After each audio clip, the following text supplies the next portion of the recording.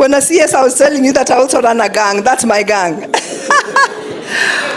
To our CS, Honorable Senator Murkomen, our PS Raymond Omolo, our organs of security in this county, our organs of administration, ladies and gentlemen, when I CS with your permission. Wamor koso kwa mor. Wase beta inya koso kwa beta inya. Lakini ber koso kuber. If you don't speak like that, then you've not come to this part of the world. Bwana CS, I have the privilege of being a member of the Security Committee, which actually oversights your ministry. And we work very closely with the PS and the CS. And I'd like to say that every time I tell you that when you come to Kisumu County, you will hear it all. You've seen the passion, you've seen the eloquence, and you've seen the knowledge with which the people have spoken. Without any fear of contradiction. I'm sure that out of all those 41 places you've gone, hujaona eloquence kama hii, true or not true. And so I want to go a little out of protocol. They, except for Kiswahili, they have been the ones who are clapping. But I want the people on this side to please clap for all these people of Kisumu County. Thank you very much. Bwana CS, I also want to confirm to the people of Kisumu County that most of the issues that have been raised here are issues that you're already tackling in your ministry and we're already tackling within our committee. When I last spoke to you and we discussed issues of recruitment of chiefs and assistant chiefs, we clearly talked about affirmative action. And I want to report here that the CS was categorical that there will be affirmative action in recruitment of sub-chiefs, assistant chiefs, and the chiefs. And indeed, when I told you that the women or the female chiefs perform, I don't need to go too far, you've seen it today. So affirmative action is something we have to do, so that when we stand up or we have 256 chiefs and assistant chiefs in this county, you can clearly see that 1/3 is of the other gender. That would be a good point to start. Again, because you come from a human rights background. So that is something we must achieve. I want to talk about resurgence of gangs. They might not be able to tell you, but it is something that's happening in this county. And we cannot allow it. We cannot allow it. But unfortunately, the people fueling that resurgence of gangs are leaders. When you see Boda fighting Mambogi, what there are leaders behind them. And this is something we have to tackle because we just have 2 years into elections. We all remember the time when we had gangs and fights of gangs in this county. There was the Americano and there was China squad and things could not move. We don't want to go back there. So I just want to request you to give your security organs good support, because it will be the breakdown of this county. And we will also do our part as leaders, me included, so that we know that even if we want to be elected, it's the people who elect. You speak to them, they listen to you, they either vote you or don't vote you, but you cannot use violence. Because when there's violence in Kisumu, the whole country catches violence. It all begins with us. Look at how peaceful we were during last demonstrations. The demonstrations died. Because nobody has passion and stamina like the people of Kisumu County.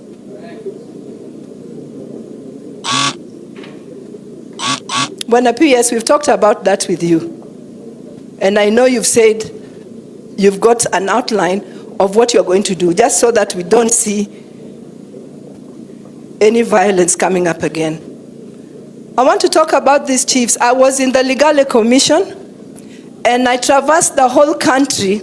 And despite the fact that I am a strong believer of the Constitution, the one part that I didn't agree with was that we must do away with provincial administration. I'm telling you, this is the government, what you see here. This is the government. There are parts of this country where they don't know any government and they don't see any government except the assistant chief and chief. So we must look after these people. And when they tell you that sometimes they risk their lives at night and go to the changa dens and arrest the people with their changa and take them to the police station because they don't have anywhere where they can hold the changa people, the brewers, and the brew itself.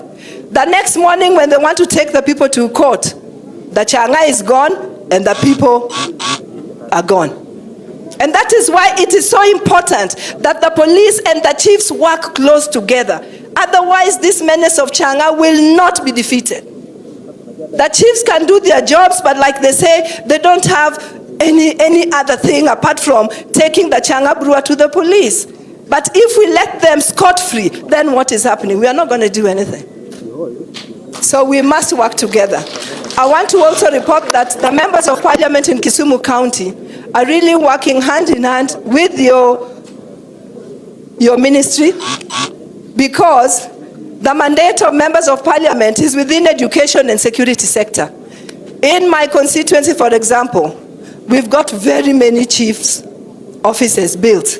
And when I talk about offices, I'm not talking about single rooms that don't give you dignity. I'm talking about offices. In our constituency, we've also done a police headquarters, sub-county headquarters, which is complete. And I will request you through the PS that could we kindly have it opened so that all the police departments can actually be housed there. The reason why we do this is to enhance security. But when a PS, my last point is, we have always talked about following the policy that no police officer should stay in a station serving for more than 3 years. But we did not mean that you post a sub-county commandant as is coming up with strategy to enhance security in an area. Within 3 weeks, he's already transferred. I mean, that doesn't make sense.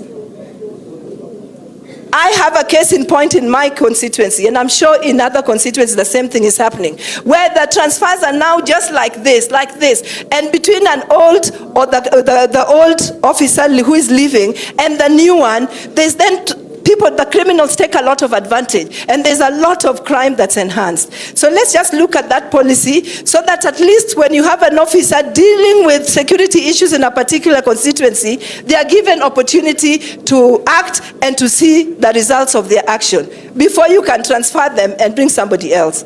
Otherwise, I want to thank you. And like Mheshimiwa Catherine has said, what you've done today, or this idea you've come up with, this is what the country needs. Because you are bridging and you are killing and demystifying that thinking that police is for beating people and security is supposed to be secret, because now you are talking to the people. And I'm telling you, these people are going to work hard, not because they are waiting for salary, but they'll begin to feel like they're working for Murkomen. I'm telling you that.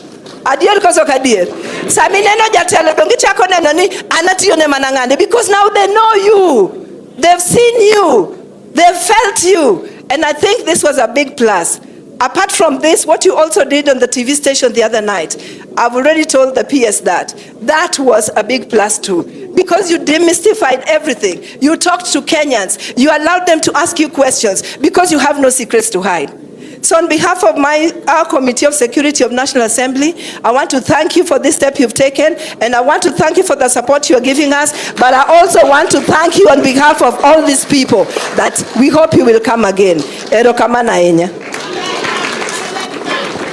Thank you.